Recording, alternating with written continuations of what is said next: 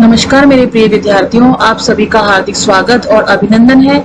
मैं doctor Vini Sharma world of politics में आपके पास आज लेकर आई हूँ अध्याय 14 भारत के प्रमुख सामाजिक आंदोलन।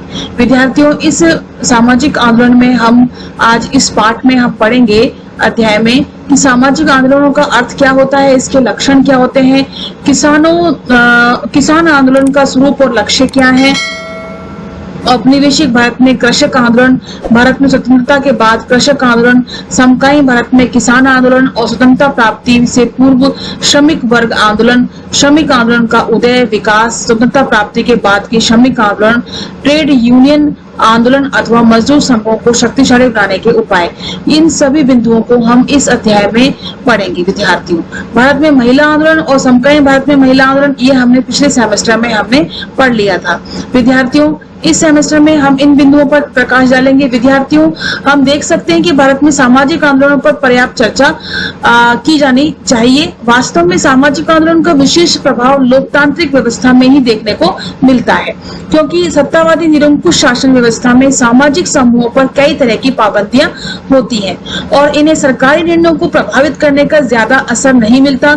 मजदूर संघ, अन्य स्वयंसेवी संगठन या तो होते ही नहीं है और यदि होते हैं तो उन पर सरकार का कड़ा नियंत्रण होता है। विद्यार्थियों, सामाजिक आंदोलनों का अर्थ क्या होता है, इनके लक्षण क्या होते हैं, इनको हम देखते हैं।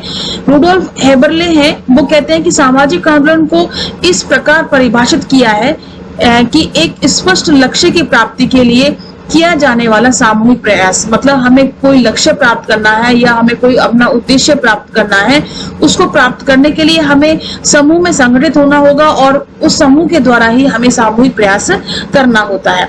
प्रयास का उद्देश्य यह रहता है विद्यार्थियों कि किसी सामाजिक संस्था या प्रथा में कोई परिवर्तन लाया जाए। सामाजिक आंदोलन को सामाजिक कार्यवाही समूहों के रूप में देखा जाता है। कभी कभी सामाजिक आंदोलन का लक्ष्य कोई परिवर्तन लाना नहीं होता, बल्कि परिवर्तन की प्रक्रिया को रोकना भी होता है। सामाजिक आंदोलन की कुछ विशेषताएं हैं, जैसे कि स्वयंसेवी कार्यवाही। ये आंदोलन स्वयंसेवी या गैर सरकारी संगठनों द्वारा चलाए जा रहे हैं। प्रारंभ में विद्यार्थियों कोई सार्वजनिक कार्यकर्ता किसी नैतिक, आर्थिक और सामाजिक मुद्दे को उठाता है और बाद में उसे अन्य लोगों का भी समर्थन मिलने लगता है। इस समर्थन के फलस्वरूप एक छोटी सी शुरुआत जन आंदोलन के रूप में ग्रहण कर सकती है। आंदोलन की विचारधारा के रूप में देखें तो हर आंदोलन के पीछे एक विचारधारा होती है। कभी कभी तो लोग उस विचारधारा को लेकर मर मिटने के लिए भी तैयार हो जाते हैं। नारी को न्याय मिले, कामगारों को अपने श्रम का उचित पारिश्रमिक मिले, फिर समाज के एक विशिष्ट वर्ग की सजातीय पहचान बनी रहे। ये सभी मुद्दे ऐसे हैं विद्यार्थियों जो आधुनिक समाज की सोच का विषय बन चुके हैं। विद्यार्थियों, व्यापक जन संगठन। आंदोलन की सफलता उसकी व्यापकता पर भी निर्भर करती है। महाराष्ट्र में जाति विरोधी आंदोलन की शुरुआत महात्मा फूले के व्यक्तित्व से जुड़ी हुई है। उन्होंने जिस क्रांति का सूत्रपात किया विद्यार्थियों, उसका प्रभाव इतना व्यापक था कि बाद में डॉक्टर अंबेडकर इस आंदोलन से जुड़ गए। दक्षिण भारत में रामास्वामी नायकर जीवन भर छुआछूत को मिटाने के लिए संघर्ष करते रहे। इसके बाद आंदोलन का वर्गीकरण प्राय दो आधारों पर किया जाता है बच्चों। प्रथम, वे किन खास वर्गों की पहचान से जुड़े हुए हैं। दूसरा, वे किन खास मुद्दों के और हितों से संबंध रखते हैं। किसान या श्रमिक आंदोलन अथवा जनजातीय आंदोलन किसी वर्ग या जाति समूह की स्थिति मजबूत करने के लिए चलाए जाते हैं। इन्हें पुराने आंदोलन, ओल्ड मूवमेंट्स के रूप में देखा जाता है। जैसे नए आंदोलन हमारा ध्यान किन्हीं खास मुद्दों पर केंद्रित करते हैं, जैसे कि पर्यावरणीय आंदोलन अथवा बंधुआ मजदूर, बाल श्रमिकों और यौन शोषणों से पीड़ित महिलाओं व बालकों की समस्याओं से संबंधित आंदोलन। विद्यार्थियों, इस अध्याय में हम देश के 3 प्रमुख सामाजिक आंदोलन, कृषक, किसान आंदोलन, श्रमिक आंदोलन और महिला आंदोलन, जिसमें हमने पिछले सेमेस्टर में हमने पढ़ लिया। अब हम 2 प्रकार के आंदोलन, कृषक और श्रमिक आंदोलनों के बारे में हम चर्चा करेंगे। सबसे पहले विद्यार्थियों, हम बात करते हैं किसान आंदोलन का स्वरूप और लक्ष्य क्या है। विद्यार्थियों, अंग्रेजों के शासनकाल से पूर्वी भारत, मध्य भारत और उत्तरी भारत में जमींदारी प्रथा प्रचलित थी। पश्चिमी भारत में दक्षिणी प्रांतों में रैयतवाड़ी प्रथा प्रचलित थी। जमींदारी प्रथा के अंतर्गत किसान से लगान उगाने का काम जमींदारों को सौंप दिया गया और सरकार ने उन्हें भूमि का मालिक मान लिया। सरकार को लगान के रूप में जो कुछ मिलता उसमें कुछ हिस्सा वह जमींदार वर्ग को ही दे देती थी। जिससे इनके सहारे वे भारत पर सदा सर्वदा शासन कर सके। जमींदारों ने किसानों का खूब शोषण किया। इस तरह ये वर्ग धनाढ्य होता चला गया, मतलब धनिक होता चला गया, पूंजीपति होता चला गया और रैयतवाड़ी प्रथा में सरकार का किसानों से सीधा संपर्क था, अर्थात करों की उगाही सरकार किया करती थी, जमींदार नहीं करता था। पर लगान की राशि इतनी अधिक होती थी विद्यार्थियों की अधिकांश किसान उसे चुकाने में असमर्थ होते थे। भूमि कर, लगान के अतिरिक्त किसानों को और भी कई तरह के कर देने पड़ते थे, जिससे उनकी आर्थिक स्थिति पर बुरा प्रभाव पड़ा। समय समय पर होने वाली प्राकृतिक विपदाओं, सूखा और अतिवर्षा से उनकी कंगाली बढ़ी। किसान गरीबी के कारण जब स्वयं भरपेट भोजन नहीं कर पाता था, वह अपने पशुओं को भला अच्छी हालत में कैसे रखता। तंगहाल किसानों और भूखे बेजान जानवरों के तादाद बढ़ने से भूमि की उत्पादकता और भी घटी। किसानों का ऋण भार लगातार बढ़ता ही गया, जिसके कारण कुछ किसानों को भूमि बेचनी पड़ी और खेतीहर मजदूरों की स्थिति से में वे पहुंच गए। कृषकों की दशा सुधारने के लिए कई कानून बनाए गए, जैसे कृषि कर्जा अधिनियम तथा भूमि सुधार अधिनियम। कृषक हितों की प्रभावी ढंग से रक्षा नहीं की जा सकी। भारत में किसान संघर्ष की परंपरा बहुत पुरानी है विद्यार्थियों, और आधुनिक काल विशेषकर 1857 के बाद के किसान आंदोलन का यदि वर्गीकरण किया जाए तो हम इस निष्कर्ष पर पहुंचते हैं कि संघर्ष के 7 लक्ष्य रहे हैं। जमींदार और साहूकारों से बदला लेने की भावना, धार्मिक और सांप्रदायिक उद्देश्य से किए गए आंदोलन, अर्थात किसी खास प्रदेश या इलाके से दूसरे धर्मावलंबियों या संप्रदाय वालों की प्रभुता को समाप्त करना, एक विशेष प्रकार की फसल पैदा करने की मजबूरी से उत्पन्न रोष, महज लूटपाट के लिए किया गया संघर्ष, राजनीतिक जागृति से उत्पन्न संघर्ष, अर्थात महात्मा गांधी या कांग्रेस के आह्वान पर छेड़ा गया आंदोलन, सूखा पड़ने पर फसल नष्ट हो जाने के कारण आंदोलन तथा स्वतंत्रता के बाद कई प्रमुख गैर राजनीतिक आंदोलन। तो विद्यार्थियों, इस प्रकार से इन संघर्षों के ये 7 लक्ष्य रखे गए। विद्यार्थियों, अब हम बात करते हैं औपनिवेशिक भारत में कृषक आंदोलनों की। विद्यार्थियों, जैसा कि हम बता चुके हैं कि भारत में कृषक संघर्ष की परंपरा बहुत पुरानी है। ब्रिटिश शासकों के आर्थिक नीतियों का किसानों को सबसे ज्यादा कष्ट झेलना पड़ा, इसलिए 19वीं सदी के उत्तरार्ध से कृषक आंदोलन होते रहे। 1857 से लेकर 20वीं शताब्दी के आरंभ तक कृषक विद्रोह को हम देखें तो 1857 की विप्लव में किसानों ने बड़ी महत्वपूर्ण भूमिका निभाई थी और उसके बाद उन्हें अपने कृत्यों की सजा भी मिली थी। इस विप्लव से पहले बंगाल की संथाल जनजाति, महाराष्ट्र की कोली लोगों तथा गुजरात के भीलों ने ईस्ट इंडिया कंपनी से लड़ाई लड़ी। असम, बिहार, आंध्र प्रदेश, मध्य प्रदेश जनजातियों ने भी जमींदारी और अंग्रेजों से खूब छकाया। यहाँ तक कि विद्यार्थियों 1857 के बाद के प्रमुख किसान आंदोलन की चर्चा करें तो बंगाल का विप्लव, बंगाल के स्थायी बंदोबस्त से जमींदारों को बड़ा लाभ पहुंचा। वहाँ की जमीन जूट की पैदावार के लिए विख्यात थी और उन दिनों जूट की मांग भी बहुत थी। जमींदार लोग किसानों से कई तरह के उचित अनुचित कर वसूल किया करते थे। विद्यार्थियों, किसान दरिद्र में ऋणग्रस्त होते गए और उनके हाथों से उनकी जमीन और पशु खिसकने लगे। 1870 के दशक में किसानों की मजबूरी ने विद्रोह का रूप ग्रहण कर लिया।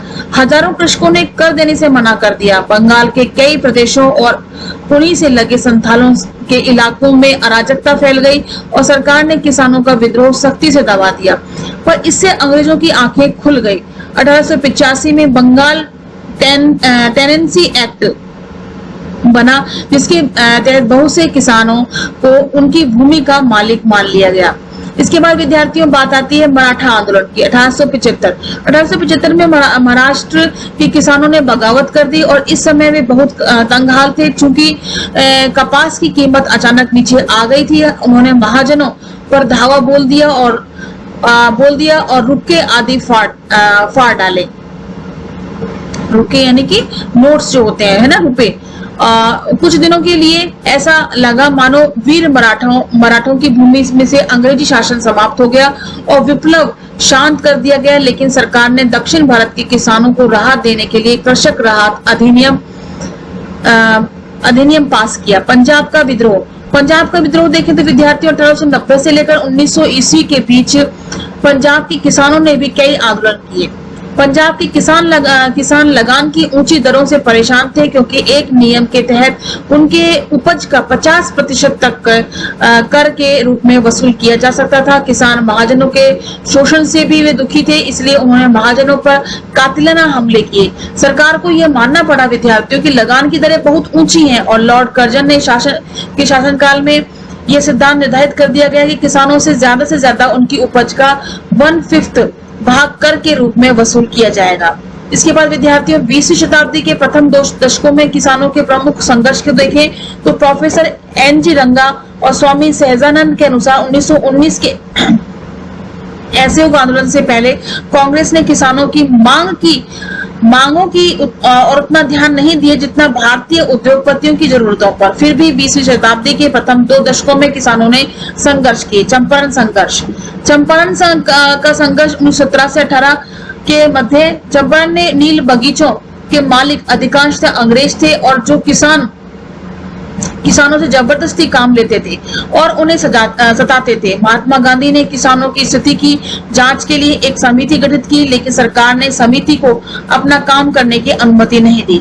चंपारण जिले में महात्मा गांधी के प्रवेश पर प्रतिबंध लगा दिया गया और गांधी जी ने निषेधाज्ञा का उल्लंघन किया, जिसके कारण विद्यार्थियों उन्हें बंदी बना लिया गया और बाद में बिहार सरकार को इस समिति की सिफारिशें माननी पड़ी। इसके बाद विद्यार्थियों बात आती है कैरा सत्याग्रह की। इसके कुछ समय पश्चात गांधी जी ने कैरा और बारदौली के किसानों का मसला उठाया, क्योंकि इन स्थानों पर सूखा पड़ने के कारण फसलें नष्ट हो गई थी। बंबई सरकार ने किसानों को लगान के मामले में रियायत देने से इनकार कर दिया था। इसके कारण गांधी जी को इन दोनों स्थानों पर सत्याग्रह करना पड़ा। किसानों की विजय हुई, क्योंकि सरकार ने कुछ समय के लिए लगान की वसूली स्थगित कर दी थी। इसके बाद विद्यार्थियों बात आती है असहयोग आंदोलन का किसान संघर्षों पर प्रभाव। 1919 और 1920 के आते आते किसानों में काफी राजनीतिक जागृति आ गई थी। असहयोग आंदोलन के दौरान जगह जगह किसानों ने लगान न देने की घोषणा की और एक प्रकार से राष्ट्रीय आंदोलन में भाग लेने का उनका यह पहला मौका था। इन दिनों किसानों द्वारा मुख्यतः निम्नलिखित आंदोलन चलाए गए।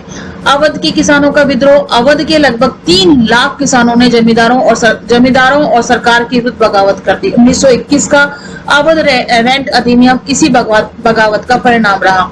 इससे किसानों की कई महत्वपूर्ण मांगे मान ली गई। मोपला विद्रोह। इस विद्रोह का स्वरूप सांप्रदायिक और आर्थिक दोनों ही था। मालाबार के मोपला किसान मुख्यतः मुसलमान थे विद्यार्थियों, जबकि इस इलाके के अधिकांश जमींदार नंबूदरी ब्राह्मण थे। जमींदारों द्वारा किसानों का भारी शोषण किया जा रहा था। फलस्वरूप किसानों ने विद्रोह कर दिया और इस विद्रोह का नेतृत्व M.K. कृष्णैयर और A.P. नारायण मेनन कर रहे थे। बाद में आंदोलन ने सांप्रदायिक रूप धारण कर लिया।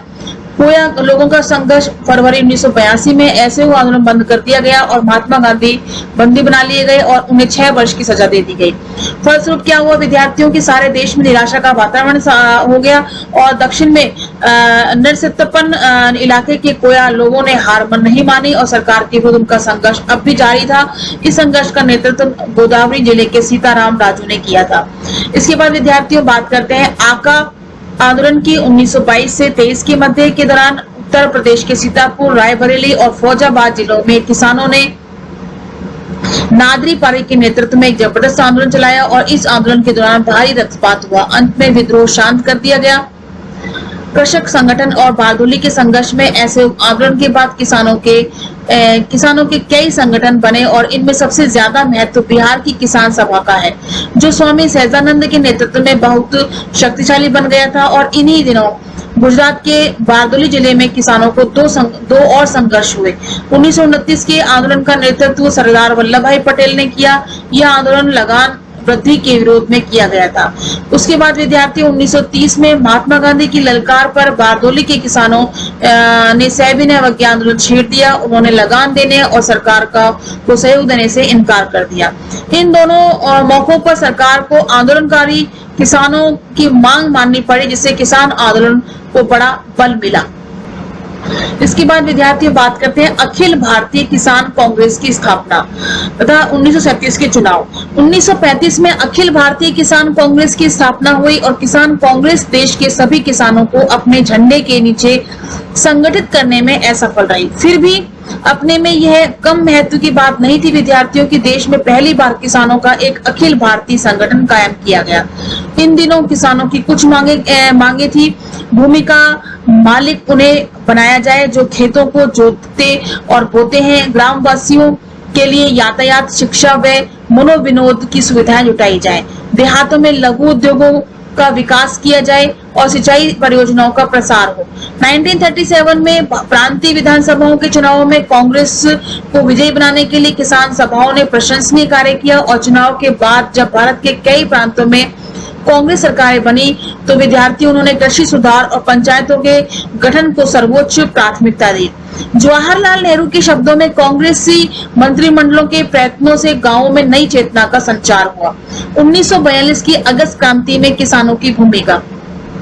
विद्यार्थियों एन.जी. रंगा के शब्दों में 1942 की अगस्त क्रांति के दौरान भारतीय किसानों की भूमिका बड़ी साहसपूर्ण, सक्रिय और प्रभावी रही और इस क्रांति में छात्र छात्राओं और शहरी मध्यम वर्ग का योगदान भी कम नहीं था, पर किसानों ने कमाल कर दिखाया। किसानों ने पुलिस थानों और सरकारी इमारतों को घेर लिया और उत्तर प्रदेश, बिहार, बंगाल, महाराष्ट्र और तमिलनाडु में कई जगहों पर अंग्रेजों की सत्ता खतरे में पड़ गई और मिदनापुर और सतारा में तो अंग्रेजों को फिर से सत्ता हासिल करने में कई वर्ष लग गए। इस आंदोलन की विशेषता यह थी कि विद्यार्थियों आंदोलनकारियों ने गैर सरकारी संपत्ति को कोई नुकसान नहीं पहुंचाया। इसके अतिरिक्त विद्यार्थियों जहां उन्हें सफलता मिली उन्होंने तुरंत एक प्रशासनिक ढांचा खड़ा कर दिया ताकि रोजमर्रा का कामकाज बिना किसी बाधा के जारी रखा जा सके। इसके बाद आता है तेभागा आंदोलन। द्वितीय विश्व युद्ध के तुरंत बाद उत्तरी बंगाल में तेभागा आंदोलन शुरू हुआ और यह आंदोलन इसलिए शुरू हुआ विद्यार्थियों की जो किसान किराए की भूमि पर खेती कर रहे थे उनसे उपज का हिस्सा 1/3 से बढ़ाकर आधा कर लिया गया। यह आंदोलन बंगाल के 4 जिलों में दिनाजपुर, रंगपुर, जलपाईगुड़ी और मालदा से बड़े वेग से में फैला और इस आंदोलन का स्वरूप क्रांतिकारी था, इसलिए इसे गांधी के नेतृत्व में चलाए जा रहे आंदोलनों से भिन्न समझा जाना चाहिए। 1943 में बंगाल के सूखे के कारण भूमिहीन कृषकों की स्थिति बड़ी दयनीय हो गई थी और इसलिए वे जोतदारों यानी भूमि के मालिकों को उपज का आधा हिस्सा किराए के रूप में देने में असमर्थ थे। केवल जोतदार ही उनका शोषण नहीं करते थे बल्कि साहूकार और महाजन भी उधार ली गई राशि पर उनसे बड़ा ऊंचा ब्याज वसूल करते थे। 1946 में कम्युनिस्ट पार्टी के इस आंदोलन से जुड़ जाने के बाद इसका स्वरूप बड़ा उग्र हो गया विद्यार्थियों। लेकिन मुस्लिम लीग जिसका बंगाल में उन दिनों काफी दबदबा था आंदोलन की विरुद्ध थी और इसलिए आंदोलन विफल हो गया। भारत में स्वतंत्रता के बाद कृषक आंदोलन। विद्यार्थी स्वतंत्रता के बाद उग्र वामपंथी नेता और माओवादी कृषक आंदोलनों के प्रमुख सूत्रधार रहे। कांग्रेस सरकार ने विभिन्न राज्यों में भूमि सुधार कानून भले ही लागू कर दिए पर निर्धन किसान अब भी धनी किसानों और साहूकारों की गिरफ्त में थे। कम्युनिस्टों ने क्रांतिकारी नीति का त्याग कर दिया था और वे संसदीय तकरीकों से किसानों के पक्ष में आवाज बुलंद कर रहे थे। तेलंगाना कृषक विद्रोह। तेलंगाना कृषक संघर्ष 1946 में शुरू हुआ और अक्टूबर 1951 तक जारी रहा। यह आंदोलन आंध्र प्रदेश के समूचे तेलंगाना क्षेत्र में फैला हुआ था। काश्तकार भूमि के वास्तविक स्वामी नहीं थे। शिकमीदारों और जागीरदारों ने किसानों को पट्टे पर भूमि दी हुई थी और किसानों का न केवल शोषण किया जा रहा था बल्कि उन्हें इस बात की भी सुरक्षा नहीं थी कि उन्हें कृषि भूमि से बेदखल नहीं किया जाएगा। काश्तकारों की मांग यह थी कि उनसे अनुचित करों की मांग न की जाए और न ही उन्हें भूमि खाली करने के लिए कहा जाए। बाद में उन्होंने यह मांग भी रखी कि उनके ऋण रद्द कर दिए जाए। तेलंगाना का विद्रोह लगभग 2.5 वर्ष चला। उससे करीब 2000 गांव और 40 लाख की आबादी प्रभावित थी। कम्युनिस्टों के नेतृत्व में जगह जगह जन समितियां गठित की गई। विद्यार्थियों, जमींदार, पुलिस, सरकारी अधिकारी इन समितियों के आदेशानुसार कार्य करने को विवश थे। अत्याचारी जमींदारों को उनके मकानों से निकाल दिया गया और उनकी जमीन किसानों ने हथिया ली थी। जन समितियों के नेतृत्व में लगभग 10 लाख एकड़ भूमि किसानों के बीच वितरित कर दी गई। दिहाड़ी पर काम करने वाले कृषि श्रमिकों की मजदूरी में वृद्धि की गई। यह एक ऐसा आंदोलन था विद्यार्थियों जिसे बहुत से किसानों की जानें चली गई और जिसे दबाने के लिए सेना तक की मदद ली गई। इस प्रकार भारत के इतिहास का यह सर्वाधिक क्रांतिकारी कृषक आंदोलन बन गया। नक्सलबाड़ी कृषक विद्रोह। विद्यार्थियों, नक्सलबाड़ी पश्चिम बंगाल में स्थित है। वहां एक जोतदार या बड़े किसानों ने 250 एकड़ भूमि पर अधिकार जमा रखा था। भूमिहीन किसानों की स्थिति बड़ी शोचनीय थी, इसलिए कम्युनिस्ट पार्टी ने पश्चिमी बंगाल में उथल पुथल के लिए इस क्षेत्र को अपना केंद्र बनाया था। नक्सलबाड़ी आंदोलन शुरू में कृषक प्रधान आंदोलन था। इसकी शुरुआत 1967 में ही हो गई थी। इस आंदोलन के नेता कानू सान्याल ने अपने समक्ष कई लक्ष्य रखे थे, जैसे कि भूमि का पुनर्वितरण, साहूकारों और किसानों के बीच हुए समझौतों को जलाया जाना, चावल के भंडारों पर कब्जा कर किसानों में बांटा जाना। कानू सान्याल ने एक नई कम्युनिस्ट पार्टी, लेनिनवादी मार्क्सवादी पार्टी की स्थापना की और सशस्त्र कृषि क्रांति के जरिए समूचे देश में समाजवाद की स्थापना की घोषणा कर दी।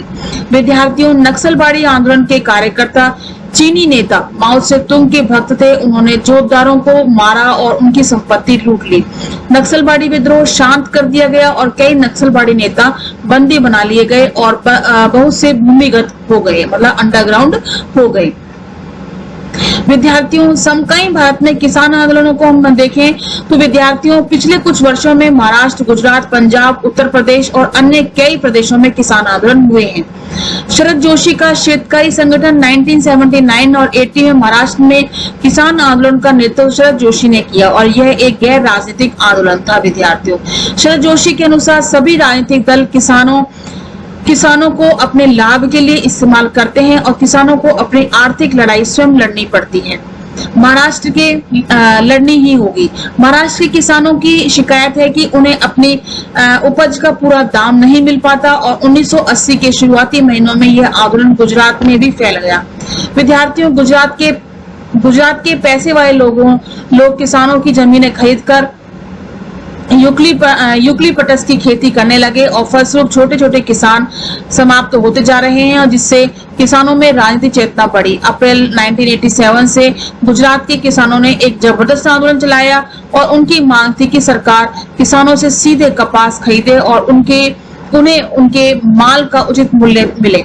शेतकरी संगठन के नेतृत्व में महाराष्ट्र का कृषक आंदोलन काफी उग्र हो गया और किसानों ने रास्ता रोको अभियान चलाया और मुंबई व अन्य बड़े नगरों में रास्ते बंद कर दिए गए और 1990 के आते आते शेतकरी संगठन शिथिल पड़ गया। विद्यार्थियों, भारतीय किसान यूनियन द्वारा संचालित आंदोलन 1978 में चौधरी चरण सिंह द्वारा भारतीय किसान यूनियन की स्थापना की गई।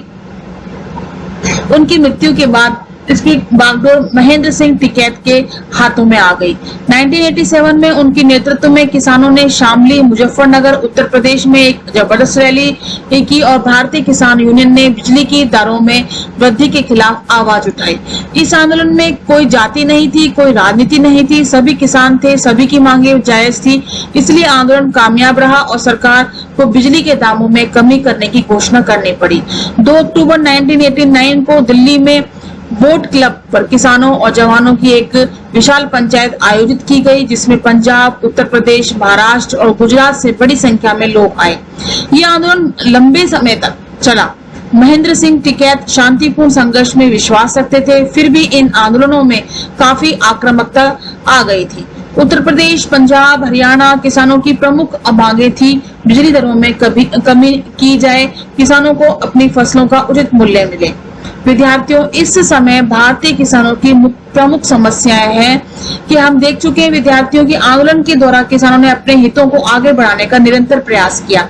एक लंबे अरसे से किसानों की प्रमुख मांगे रही हैं जमीन का उचित बंटवारा, कृषि सुविधाओं में जल, बीज और खाद्य की सुलभता, ग्रामीण क्षेत्रों में लाभप्रद रोजगार का सृजन करना। छोटे और सीमांत किसानों को ऋण सुविधा चाहिए। आंध्र प्रदेश, विदर्भ और कर्नाटक के किसान भारी कर्ज में हैं। कई स्थानों पर विद्यार्थियों तो किसान आत्महत्या पर भी उतारू हो गए। नई आर्थिक नीति के अंतर्गत एक बड़ा खतरा पैदा हो गया। इसने किसान से उनकी आत्मनिर्भरता छीन ली और वे खाद कौन सी खरीदेंगे, कौन से बीज इस्तेमाल करेंगे, इसका फैसला बड़ी कंपनियां करती हैं। विकसित देश अपने किसानों को बहुत ज्यादा अनुदान, सब्सिडी देते हैं, इसलिए इन देशों के किसान अपने माल को अपेक्षाकृत कम मूल्य पर बेचकर भी भारी लाभ कमा रहे हैं। विद्यार्थियों, इस समय विश्व के उन्नत राष्ट्रों में बीज और पौध सामग्री के पेटेंट लेने की होड़ चल रही है। जिस कंपनी को पेटेंट मिल जाता है उसे उस पदार्थ को बेचने और विकसित करने का एकस्व अधिकार होता है। हमारे कृषि वैज्ञानिक इस बात के लिए प्रयत्नशील हैं। विद्यार्थियों की परंपरा से विकसित हमारा ज्ञान और कौशल हमारे हाथ से न निकल जाए, अर्थात खाद्यान्न और अन्य फसलों के बीजों को पूरा संरक्षण मिले। किसान आंदोलन की रणनीति। विद्यार्थियों, किसान यदि स्वतंत्र शक्ति के रूप में खड़े हो जाएं तो वे राजनीतिक आर्थिक प्रक्रियाओं को व्यापक रूप से प्रभावित कर सकते हैं, पर अभी किसान आंदोलन के व्यापक रूप से फैलने के कोई आसार नजर नहीं आते हैं। हर खेत को पानी, हर हाथ को काम, जय जवान जय किसान जैसे नारों की सार्थकता अभी तक सिद्ध नहीं हो पाई है। वामपंथी दलों ने भी पिछले करीब 30-35 वर्षों से कोई गंभीर कृषक आंदोलन नहीं छेड़ा है। किसी प्रदेश का आंदोलन मराठा आंदोलन बनकर रह गया तो भारतीय किसान यूनियन पश्चिमी उत्तर प्रदेश के धनी किसान वर्ग अर्थात जाटों का प्रतिनिधित्व करती है। सीमांत और निर्धन किसानों की स्थिति बड़ी दयनीय है। कृषि ऋण की समस्या। भारत की असली ताकत गांवों में है। सूदखोर साहूकार द्वारा किसानों की बहुत ऊंची दरों पर कर्जा मिलता है, इसलिए 2008-9 के बजट में कृषि ऋण के लिए 2,87,000 करोड़ रुपए की धनराशि का प्रावधान था। 2009-10 के बजट में यह राशि बढ़कर 3,25,000 हो गई, 25,000 करोड़ रुपए कर दी गई और इसके अतिरिक्त राष्ट्रीय ग्रामीण रोजगार गारंटी के लिए 39,100 करोड़ रुपए आवंटित किए गए। विद्यार्थियों, ये आशा की जाती है कि ग्रामीण भारत के गरीब लोग काम की तलाश में शहरों की ओर पलायन नहीं करेंगे, क्योंकि अब उन्हें अपने गांव में ही काम मिल जाएगा। कृषि और ग्रामीण विकास के मार्ग में सबसे बड़ी कठिनाई यह है विद्यार्थियों की इन योजनाओं का ग्रामीण को उतना लाभ नहीं मिल पा रहा है जितना मिलना चाहिए।